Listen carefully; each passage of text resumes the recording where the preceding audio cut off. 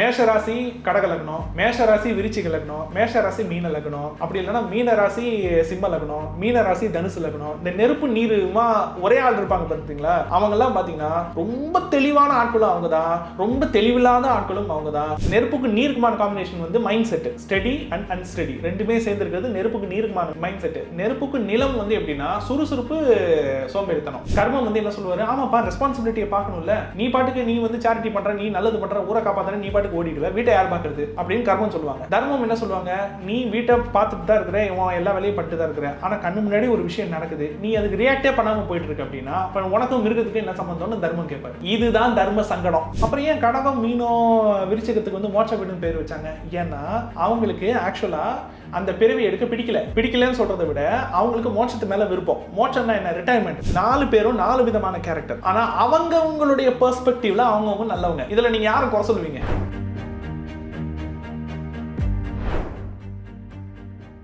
போன எபிசோடில் நீர், நிலம், நெருப்பு, காற்று ராசிகள் பற்றி பேசணும். அவங்க என்ன மாதிரியான சூழ்நிலைகள் இருப்பாங்க, என்ன மாதிரி சூழ்நிலைகளை அமைச்சுக்கிட்டா, என்ன மாதிரி விஷயங்களை மாற்றிக்கிட்டா லைஃப்பில் முன்னேறலாம் அப்படிங்கிறதெல்லாம் பார்த்தோம். ஆனால் இந்த நீர், நிலம், நெருப்பு, காற்று ராசி, அந்த ராசிகள் அப்படிங்கிறப்போ வேறு வேறு லக்னம் வேறு வேறு ராசி அப்படின்னு அமையுது இல்லையா? அப்போ ஒருத்தவங்களுக்கு ஒரு மீன ராசி இருக்குது, ஆனால் லக்னம் வந்து மகரமாக இருக்குது அப்படிங்கிறதோ, ஒருத்தருக்கு சிம்ம ராசி இருக்குது, ஒருத்தருக்கு லக்னம் வந்து ரிஷபமாக இருக்குது அப்படின்னா, இந்த மாதிரி மாற்றி அமைஞ்சால் 2 குவாலிட்டிஸுமே இருக்குமா? எப்படி இதை எடுத்துக்கலாம்? ரெண்டுமே 50-50.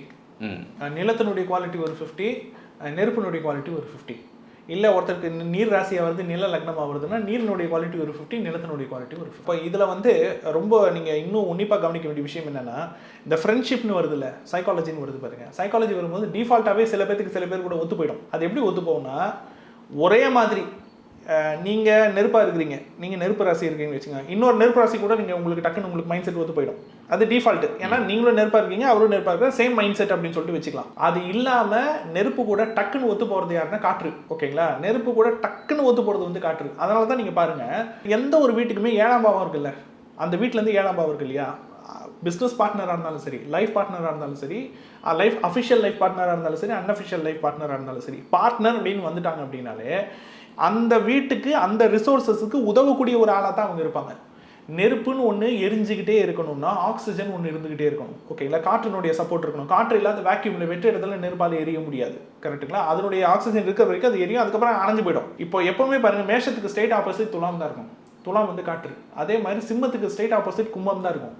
கும்பம் வந்து காற்று, சிம்மம் வந்து நெருப்பு. அதே மாதிரி தனுசுக்கு ஸ்ட்ரெயிட் ஆப்போசிட் வந்து மிதுனம் தான் இருக்கும். தனுசு வந்து நெருப்பு, மிதுனம் வந்து காற்று. ஓகேங்களா? ஆனால் இதே நீங்கள் நீர், நிலம் நீங்கள் எடுத்துக்கிட்டிங்கன்னா, நிலத்துக்கு நெருப்பு தேவையா, டைரக்டாக நெருப்பு தேவையா அப்படின்னா, நெருப்பினுடைய வெறும் உஷ்ணம் எனர்ஜி மட்டும்தான் நிலத்துக்கு தேவை. நிலத்துக்கு வந்து ஒரு நிலத்தில் வந்து விதைக்கிறது வளரணும்னா அடிப்படையாக தேவை நீர். நீர் சத்துன்றது ரொம்ப தேவை, நீர் தேவை. ஓகேங்களா? நீங்கள் எல்லா நில ராசிக்கும் பாருங்க, ஸ்ட்ரெயிட் ஆப்போசிட்டே 7ஆம் பாவமாக இருக்கிறது நீர் தான் இருக்கும். ரிஷபத்துக்கு ஸ்ட்ரெயிட் ஆப்போசிட் வந்து ரிஷபம் நிலம், ரிஷபத்துக்கு ஸ்ட்ரெயிட் ஆப்போசிட் விருச்சிகம், விருச்சிகம் வந்து நீர். அதே மாதிரி கன்னி வந்து நிலம், அதுக்கு ஸ்ட்ரெயிட் ஆப்போசிட் மீனம் வந்து நீர். அதே மாதிரி மகரம் வந்து நிலம், ஸ்ட்ரெயிட் ஆப்போசிட் கடகம் வந்து நீர். ஓகேங்களா? அப்போது நீருக்கு ரொம்ப சப்போர்ட்டிவாக இருக்கக்கூடியது வந்து நிலம், நிலத்துக்கு ரொம்ப இமீடியட்டாக சப்போர்ட்டிவாக இருக்கக்கூடியது நீர். அதனால நிலத்துக்கும் நீருக்கு டக்குன்னு ஒத்து போயிடும். அதே மாதிரி நெருப்புக்கும் காற்றுக்கும் டக்குன்னு ஒத்து போயிடும். கிளாஷஸ் ரொம்ப பெருசாக வராது. கிளாஷஸ் எப்படி வருதுன்னா ஆப்போசிட்டாக வருதுன்னு பாருங்க. நெருப்பு நிலம், நெருப்பு நீர், அது மாதிரி அப்போ இல்லை நீர் வித் காற்று, அந்த மாதிரி ஆப்போசிட்டாக வருது பார்த்தீங்களா? அந்த மாதிரி ஆப்போசிட்டாக அமையும் பொழுது தான் அங்கே வந்து சைக்காலஜிக்கல் கிளாஷஸ் ஏற்படும். ஏன்னா இவங்க மைண்ட் செட்டுக்கு அதுக்கு சம்மந்தமே இருக்காது. என்னால் உனக்கும் சப்போர்ட் பண்ண முடியாது, ஒன்னாலும் எனக்கும் சப்போர்ட் பண்ண முடியாது, ஆனால் 2 பேரும் ஒருத்தருடைய வேலையை கெடுக்க தான் முடியும் அப்படின்னா அப்போ அங்கே இயல்பாகவே சைக்காலஜிக்கல் கிளாஷஸ் இருக்கும் இல்லையா? அந்த கிளாஷஸ் தான் அந்த உறவுக்குள்ளே ஏற்படக்கூடியது. இது ஒன்று. இது இல்லாமல் ஒருத்தருக்குள்ளேயே 2 இருக்குல்ல. இப்போ ஒருத்தர் வந்து நிலமும் அவர் தான், நீரும் அவர் தானா, நீரும் நிலமும் ஒன்னோட ஒன்று சப்போர்ட் பண்ணிக்கும். ஸோ இப்போ அவருக்குள்ளேயும் ஒரு பெரிய மென்டல் ப்ரெஷரும் கிளாஷஸும் இருக்க போகிறது கிடையாது. அவர் விஷயத்தை அவர் பாட்டுக்கு தெளிவாக இருப்பார். ஆனால் இதே நீரும் நெருப்புமா இருந்தாங்கன்னா, ஒருத்தவங்க சிம்ம லக்னத்தில் இருக்காங்க சார், ஆனால் ராசி கடக ராசின்னு வச்சுங்க, அப்போ லக்னம் உங்களுக்கு வந்து நெருப்பு, ராசி உங்களுக்கு வந்து நீர். அப்போது நெருப்புன்றது ஸ்டாண்டர்ட், ஒரு விஷயத்தை ஃபிக்ஸ் பண்ணால் ஃபிக்ஸ் பண்ணது தான். நீர்ன்றது குழப்பவாதி. ஓகேங்களா? டக்குன்னு ஒரு விஷயத்தை டிசைட் பண்ண மாட்டாங்க. ஆமா இல்லைன்னு வாட்டிகிட்டே இருப்பாங்க. இப்போ இது ரெண்டுமே ஒரே ஆளாக இருக்கிறாங்கன்னு வச்சுக்கோங்க. அப்போ எப்படி இருப்பாரு? அவரே ரொம்ப தெளிவான ஆளாகவும் இருப்பாரு. அவரே நம்பர் 1 குழப்பவாதியாகவும் இருப்பாரு. அந்த மாதிரி ஆட்களை ஹேண்டில் பண்ணுறது ரொம்ப ரொம்ப கஷ்டம். மேஷராசி கடக லக்னம், மேஷராசி விருச்சிக லக்னம், மேஷராசி மீன லக்னம், அப்படி இல்லைன்னா மீனராசி சிம்ம லக்னம், மீனராசி தனுசு லக்னம். இந்த நெருப்பு நீருமா ஒரே ஆள் இருப்பாங்க பார்த்தீங்களா? அவங்கெல்லாம் பார்த்தீங்கன்னா ரொம்ப தெளிவான ஆட்களும் அவங்க தான், ரொம்ப தெளிவில்லாத ஆட்களும் அவங்க தான். அவங்கள பார்த்தா பார்க்குறவங்க கன்ஃபியூஸ் ஆகிடுவாங்க. அந்த அளவுக்கு வந்து இருக்கும். இப்போ ஒரு 2 மாதம் பேசும்போது ஒரு மாதிரி இருக்கும் அவங்களுடைய ஆக்டிவிட்டி. அதுக்கப்புறம் நீங்கள் பேசும்போது அவங்களோட ஆக்டிவிட்டி வந்து வேற மாதிரி இருக்கும். ஸோ இதுவே வந்து சிம்ம ராசியில் இருந்துட்டு நில ராசியில் லக்னமாக இருந்துச்சு அப்படின்னாக்கா ரெண்டுமே ஆப்போசிட்ஸ் கேரக்டர் தான். இது எந்த அளவுக்கு ஸ்பீடாக இருக்காங்களோ நிலம் ராசி எந்த அளவுக்கு ஸ்லோவாக இருப்பாங்க. இப்போ இந்த இதில் ராசியும் இதில் லக்னமும் இருக்கிறப்போ அவங்களோட ஆக்டிவிட்டிஸ் எப்படி அது எப்படின்னு பார்த்தீங்கன்னா, ஒரே ஆள் இப்போ 10 மணிக்கு ஷூட்டிங் வர வேண்டிய இடத்துக்கு 9 மணிக்கு வர வேண்டிய இடத்துக்கு 7 மணிக்கு வந்துடுவார்.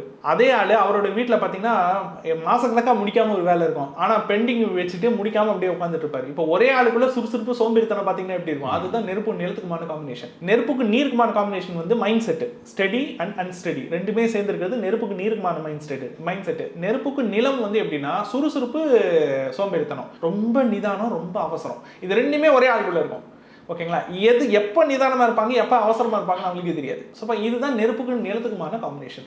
இதே நெருப்புக்கும் காற்றுக்குமான காம்பினேஷன் எப்படின்னா, அது வந்து அவங்களுக்கு ஒரு வகையில் அட்வான்டேஜ். எப்படி அட்வான்டேஜ்னு சொல்கிறேன், ஒரு மனுஷனுக்கு அதாவது திறமை இருக்கிற எல்லாருக்கும் இன்ஃப்ளூயன்ஸ் இல்லை சார். திறமை இருக்கிற எல்லாருக்குமே வந்து கான்டாக்ட் இல்லை. இப்போது என்கிட்ட வந்து நல்ல திறன் இருக்குது, என்கிட்ட வந்து ஒரு நல்ல ஒரு கலை இருக்குது, என்கிட்ட நான் பாட்டு பாடுற திறமை இருக்குது, எனக்கு டான்ஸ் ஆடுற திறமை இருக்குது, ஏதோ ஒன்று நான் வந்து ஒரு ஆண்டர்பிரனர் ஆகக்கூடிய ஒரு திறமை இருக்குது, இப்போ ஜோதிட துறையில் எனக்குன்னு ஒரு திறமை இருக்குது. அந்த மாதிரி ஏதோ ஒரு துறை சார்ந்த அறிவும் திறனும் எனக்கு இருக்குது. ஆனால் நான் இப்படிப்பட்ட ஒரு ஆள் நான் இருக்கேன் அப்படின்னு வெளி உலகத்துக்கு தெரியவே தெரியாது. என்னோட திறனே தெரியல அப்படின்னா நான் இருந்து பிரயோஜனம் இல்லைல்ல. என்னோட திறன் இருந்து பிரயோஜனம் இல்லை. அப்போ தெரியறதுக்கு ஒரு மீடியான்னு ஒன்று தேவைப்படுது இல்லை, ஒரு விளம்பரம் ஒன்று தேவைப்படுது, இல்லை கான்டாக்ட்னு தேவைப்படுது இல்லையா? அந்த கான்டாக்ட் ஜென்ரேட் பண்ணுறது வந்து காற்று.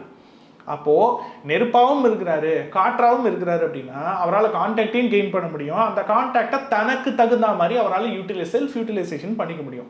வெறும் காற்றாக மட்டும் இருந்தால் அவங்க செல்ஃப் யூட்டிலைசேஷன் பண்ண மாட்டாங்க, மற்றவங்களுக்கு தான் யூட்டிலைஸ் பண்ணிட்டு இருப்பாங்க. இதுதான் வந்து தனித்து காற்றாக இருக்கிறதுக்கும் காற்றும் நெருப்புமாக இருக்கிறதுக்குமான வித்தியாசம். ஓகே, ஒவ்வொரு ராசிக்காரர்களுக்குமே இந்த விஷயத்தை இப்படி சேஞ்ச் பண்ணிக்கிட்டீங்கன்னாக்கா உங்கள் லைஃப் நல்லா இருக்கும் அப்படின்னு சஜஸ்ட் பண்ணோம் இல்லையா? இந்த சஜஷன் ஒரே ராசி ஒரே லக்னம் அப்படின்னாக்கா கரெக்டாக இருந்துருச்சு. இந்த மாதிரி நெருப்பு ராசியிலையும் நில லக்னத்திலையும் இருக்குது அப்படிங்கிறப்ப ரெண்டும் ஆப்போசிட்டாக இருக்குது, ரெண்டு கேரக்டர்ஸுமே இருக்குது. அப்படிங்கிறப்போ இவங்களுக்கு என்ன சஜஸ்ட் பண்ணணும்? இப்போது நீங்கள் வந்து சிம்மராசி, நீங்கள் வந்து ரொம்ப ஸ்பீடாக இருக்கீங்க, ரொம்ப ஆக்டிவாக இருக்கீங்க, எல்லாரும் மாதிரி நீங்கள் எதிர்பார்க்காதீங்க, உங்கள் கோவத்தை குறைச்சிங்க அப்படின்னு சொல்கிறீங்க. அப்படியே நிலராசிக்கு வந்துட்டோம் அப்படின்னா இங்கே வந்து நீங்கள் எல்லாரும் மாதிரியும் ஸ்பீடாக நீங்கள் அப்டேட் பண்ணிக்கங்க அப்படின்னு சொல்கிற அட்வைஸ் கொடுக்குறோம். நெருப்பு ராசியில் ராசியும் நிலராசியில் லக்னமும் இருக்குது அப்படிங்கிற பட்சத்தில் ரெண்டு கேரக்டர்ஸ் அவங்கள்ட்ட இருக்குது அப்படின்னா இப்போ இவங்களுக்கு நம்ம என்ன சஜஸ்ட் பண்ணணும், எதை மாற்றிக்கணும்னு சொல்லணும்? திறனை வெளிப்படுத்தாமல் இருக்கக்கூடிய திறனெல்லாம் நீங்கள் வெளிப்படுத்த ஆரம்பிங்கன்னு சொல்லணும். ஏன்னா நிலத்துக்குள்ளே இருக்கக்கூடிய திறன் யாருக்குமே தெரியவே தெரியாது. அவங்களுக்குள்ள பல முகங்கள் இருக்கும், பல திறன்கள் இருக்கும். அந்த திறன் வந்து வெளியில் தெரியவே தெரியாது. ஆனால் அந்த திறனை வந்து வெளியில் தெரியப்படுத்துறதுன்னு இருக்குல்ல, அது இன்னொருத்தர் தெரியப்படுத்துறதுக்கு முன்னாடி நீங்களே தெரியப்படுத்திடுங்கன்னு சொல்கிறோம். ஏன்னா அவங்களே நெருப்பு. ஸோ அவங்களாலே ஷைன் பண்ண முடியும், அவங்களாலே புகழ் அடைய முடியும். அந்த அனுமதி அவங்களுக்கு இருக்குது. அப்போது அவங்க திறனை அவங்க கரெக்டாக வந்து வெளிப்படுத்தணும். இப்போது என்ன சொல்கிறது, இன்னொரு யூடியூப் சேனலை தேடி போகக்கூடாது, அவங்களே யூடியூப் சேனல் ஆரம்பிக்கிறது அந்த மாதிரி சொல்கிறாங்க. இப்போ ஸோ அவங்களாலேயே புகழை ஜென்ரேட் பண்ண முடியும், அவங்களாலே கான்டாக்டை ஜென்ரேட் பண்ண முடியும், அவங்களாலே திறனை வந்து வெளி உலகத்துக்கு எக்ஸ்போஸ் பண்ண முடியுன்ற பட்சத்தில் அவங்க மற்றவங்களை தேடி அலைய வேண்டிய அவசியம் கிடையாது. நான் வந்து என்கிட்ட இந்த திறன் இருக்குது, ஆனால் என்கிட்ட இன்வெஸ்ட்மெண்ட் கிடையாது, நீங்கள் ஆரம்பிங்க, உங்கள் ஆஃபீஸில் நான் வேலை பார்க்குறேன் அப்படின்னு போய் கிஜிட் நிற்க வேண்டிய அவசியம் கிடையாது. என்கிட்ட திறன் இருக்கு, என் திறனை நானே மார்க்கெட் பண்ணுறேன் அப்படின்னு அவங்க இறங்கிடும்.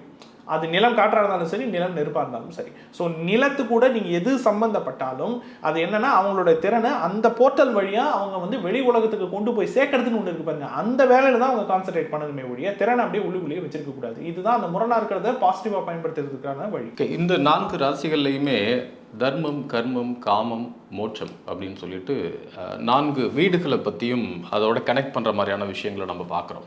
இப்போ நீர் ராசி, நில ராசி, நெருப்பு ராசி, காற்று ராசி அப்படிங்கிறப்போ எந்தெந்த ராசிகளுக்கு இந்த மாதிரி தர்மம், கர்மம், காமம், மோட்சம் இது எங்கே இணைஞ்சிருக்கும் சார்? இப்போ நீங்கள் தர்மம்னு எடுத்துக்கிட்டிங்கன்னா நெருப்பு ராசி எல்லாமே உங்களுக்கு தர்மத்துக்கு கீழே வரும். மேஷம் தர்மத்துக்கு கீழே வரும், சிம்மம் வந்து தர்மத்துக்கு கீழே வரும், தனுசு வந்து தர்மத்துக்கு கீழே வரும். நில வீடு இருக்கு இல்லையா, இதெல்லாமே வந்து கர்மத்துக்கு கீழே வரும். கர்மம்னா ரிஷபமும் கன்னியும் மகரமும் கர்ம வீடு. காற்று வீடு இருக்கு இல்லையா, மிதுனம் துலாம் கும்பம் இருக்கு இல்லையா, அது வந்து உங்களுக்கு வந்து காம வீடு. காமம்னா காமம்னு எடுத்துக்க வேணா டிசைர்னு எடுத்துக்கலாம். நம்மளுடைய சொந்த விருப்பு வெறுப்புகள் இச்சைகள் இருக்கு இல்லையா, அதெல்லாம் வந்து டிசைர்ஸ். ஓகே, மோட்சம் இருக்கு இல்லையா, மோட்சம் வந்து எதுக்குள்ள வரும்னா நீரில் வரும். இப்போது இதில் இந்த குவாலிட்டியில் வந்து ரொம்ப பெரிய வந்து டிஃப்ரென்ஸ் இருக்குது. என்ன டிஃப்ரென்ஸ் இருக்குது? ஃபஸ்ட்டு தர்மத்துலேருந்து ஆரம்பிப்போம். தர்மம் அப்படின்னா ஆக்சுவலாக என்னென்னா, எல்லாரும் என்ன நினச்சிக்கிறாங்க, தர்மம்னா என்ன நினச்சிக்கிறாங்க, சர்வீஸு இல்லை சேரிட்டி அப்படின்னு நினச்சிக்கிறாங்க.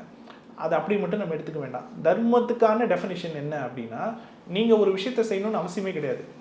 ஆனால் நியாயம் அநியாயத்துக்காக நீங்கள் ஒரு விஷயத்தை செய்கிறீங்க. ஆக்சுவலாக அது உங்களோட டியூட்டி கிடையாது, உங்களுக்கும் அதுக்கும் சம்மந்தமும் கிடையாது. அது நீங்கள் செஞ்சு தான் ஆகணும்னு அவசியமே கிடையாது. இருந்தாலும் நீங்கள் செய்கிறீங்க. ஏன்னா அது செஞ்சுட்டு நீங்கள் என்ன சொல்கிறீங்கன்னா, மனசு கேட்கல அப்படின்னு நீங்கள் சொல்கிறீங்கன்னு வச்சுக்கோங்க. அந்த குவாலிட்டி வந்து தர்மம். கர்மம் எது? நில வீடுகள் இருக்குல்ல, ரிஷபம் கன்னி மகரம். கண்ணு முன்னாடி ஒரு விஷயம் பார்ப்பீங்க, ஆக்சுவலாக உங்களுக்கு வந்து ஹெல்ப் பண்ணணும்னு தோணும், கஷ்டப்படுறாங்களே நம்மளும் ஏதாச்சும் செய்யணும்னு தோணும். ஆனால் இன்னொரு பக்கம் ஒரு கமிட்மெண்ட் இருக்கும். அந்த கமிட்மெண்ட் விட்டு உங்களால் வெளியே வர முடியாது. அந்த கமிட்மெண்ட்டுக்காக நியாய தர்மத்தையும் உங்களால் நீங்கள் சம்டைம்ஸ் தியாகம் பண்ண வேண்டிய ஒரு சூழலுக்கு வரும். இந்த கர்ணனுடைய நிலைமைன்னு சொல்லுவாங்க பாருங்க, துரியோதன கிட்ட மாட்டின கர்ணனுடைய நிலைமைன்னு சொல்லுவாங்க இல்லையா. தப்புன்னு தெரிஞ்சாலும் வேற வழி இல்லை. ஏன்னா அது நான் விருப்பப்பட்டு அதை செய்யலை. எனக்கு ஒரு டாஸ்க் கொடுத்தாங்க, நான் அதை செஞ்சு தான் ஆகணும், எனக்கு வேறு வழியே கிடையாது. அப்போது என் கடன் பணி செய்து கிடப்பதே, அது கடமைனா என்ன, கட்டாயம், வேறு வழி கிடையாது, செஞ்சு தான் ஆகணும்னு ஒரு சூழல் இருக்குது பாருங்க, அது வந்து கர்மம். இப்போ இந்த ரெண்டையும் ஃபாலோ பண்ணுறாங்க இல்லையா, இவங்களில் யார் நல்லவங்க யார் கெட்டவங்கன்னு கேட்டால் உங்களால் டிஃபைன் பண்ண முடியுமா? டிஃபைனே பண்ண முடியாது. அவங்கவுங்க அளவில் அவங்கவுங்க நல்லவங்க. கர்மம் வந்து என்ன சொல்லுவார், ஆமாப்பா ரெஸ்பான்சிபிலிட்டியை பார்க்கணும்ல, நீ பாட்டுக்கு நீ வந்து சேரிட்டி பண்ணுற, நீ நல்லது பண்ணுற, ஊரை காப்பாற்றுற, நீ பாட்டுக்கு ஓடிடுவேன், வீட்டை யார் பார்க்குறது அப்படின்னு கர்மம் சொல்லுவாங்க. தர்மம் என்ன சொல்லுவாங்க, நீ வீட்டை பார்த்துட்டு தான் இருக்கிற, இவன் எல்லா வேலையும் பண்ணிட்டு தான் இருக்கிற, ஆனால் கண்ணு முன்னாடி ஒரு விஷயம் நடக்குது, நீ அதுக்கு ரியாக்டே பண்ணாமல் போயிட்டு இருக்க அப்படின்னா அப்போ உனக்கும் மிருகத்துக்கு என்ன சம்பந்தம்னு தர்மம் கேட்பாரு. கரெக்டுங்களா? இதுதான் தர்ம சங்கடம். ஓகேங்களா? இவங்க ரெண்டு பேத்துக்குள்ள நடக்கக்கூடிய அந்த ரிலேஷன்ஷிப் கிளாஸ், ரெண்டு பேருமே நல்லவங்க. அதாவது எப்படின்னா, இவர் சொல்றதும் பாயிண்ட்டும் கரெக்ட், அவர் சொல்ற பாயிண்ட்டும் கரெக்ட். ஆனால் ரெண்டு பேரால இன்னொரு விஷயத்தை ஜீர்ணிக்க முடியாது, இன்னொரு விஷயத்தை பேலன்ஸ் பண்ண முடியாது. அப்போ ரெண்டு பேரும் தனித்தனியா நெருப்பு ராசி நெருப்பு லக்னம், நில ராசி நில லக்னமா இருக்கும் பொழுதே இந்த மாதிரி கிளாஷஸ் வரும்போது, ஒருத்தரே நிலம், அவரே நிலமா இருந்து அவரே நெருப்பா இருந்தார் அப்படின்னா அப்ப அவருக்குள்ளேயே இந்த போராட்டம் நடக்குமா? ஒரு டியூட்டி, அந்த டியூட்டி நீங்க முடிச்சுதான் ஆகணும். அந்த டைம் பாருங்க, உங்ககிட்ட ஒருத்தவங்க ஹெல்ப் கேட்க வருவாங்க, உங்களால செய்ய முடியாது. ஆனா அவங்க உங்க ரத்த சொந்தம் கிடையாது, உங்க ஒய்ஃப் கிடையாது, உங்க கணவன் கிடையாது, உங்க கூட பிறந்த சகோதரன் கிடையாது, அப்பா அம்மா கிடையாது, நீங்க செஞ்சுதான் ஆகணும்னு அவசியம் கிடையாது. ஆனா செய்யணும்னு தோணும், உங்களால செய்ய முடியாது. அப்போ கர்மத்துக்காக தர்மத்தை நீங்க தியாகம் பண்றீங்கன்னு அர்த்தம். எங்கேயோ ரோட்ல அடிபட்டு கிடக்கிறவரை நீங்க ஃபர்ஸ்ட் எய்ட் பண்ணிட்டீங்க, ஏதோ பண்ணிட்டீங்க, ஆஃபீஸுக்கு லேட்டா போயிட்டீங்க, ஒரு பிரசன்டேஷன் நீங்க கொடுக்கணும், அந்த டைம் நீங்க கொடுக்க வேண்டிய பிரசன்டேஷன் மிஸ் ஆயிடுச்சு அப்படின்னா என்ன பண்ணுறோம், நீங்க தர்மத்தை வாழ வச்சுட்டீங்க, கர்மத்தை மீறிட்டீங்கன்னு அர்த்தம். ஸோ இந்த கிளாஷஸ்னால ஏற்படக்கூடிய நெருடல்கள் இருக்கு பாருங்க, வலி இருக்கு பாருங்க, இதை தொடர்ந்து அனுபவிக்கக்கூடியவங்க தர்ம கர்மத்தை சேர்ந்தவங்க. ஓகேங்களா?